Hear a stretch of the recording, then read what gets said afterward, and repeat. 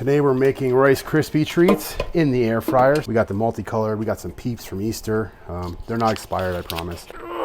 We'll go ahead and throw half of a 2 sticks of butter. That's about 1 stick of butter. And we're gonna go ahead and put it in the air fryer for 7 minutes at 350 degrees. Okay, when you got about 3 minutes left, you wanna go ahead and pull this out and just give it a little mix to get the butter and everything mixed up in there. Okay, so you don't want it to burn really. And then we're gonna go ahead and throw that back in for the rest of the time. Okay, it's been 7 minutes, that's what it should look like. So now we're gonna actually give it another little stir, and this is where the fun starts. We're gonna get our fruity Dino Bites, open the bag up, and we're gonna go ahead and dump these in. Now you don't wanna dump the whole bag in yet, then you're gonna stir it up. This is where the magic happens. Oh. So obviously we need a little bit more, but you kind of get the idea what it's going to look like. It's going to look like heaven.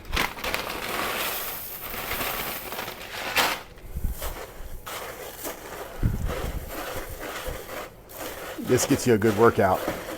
Like my forearm is burning right now. You want to get it all nice and mixed up. I'm sure all of you have made Rice Krispie treats before. Well, actually the first time I ever made them was like 2 years ago with my wife, so maybe you haven't made them before. But one that kind of look like that, where you got a good mixture ratio between cereal and marshmallow. So now that we do that, we're not gonna finish it off in here. What we're gonna do is set this to the side. Take some kind of dish like this. I kind of like my Rice Krispie treats to be a little thick, have some girth to them. That's where you're supposed to laugh. Anyway, take some parchment paper, right like this, and then we're gonna just kind of get this out. Sorry, like so. Then we gotta smooth it, get it nice and squished down, squish it. And the reason we use the parchment paper is when this is done cooling, it's gonna come right off this paper. If we put it in this glass dish by itself, it would stick to the glass and you'd have a humongous mess on your hands, and that is not what you want, trust me. My hands get messy enough during the day that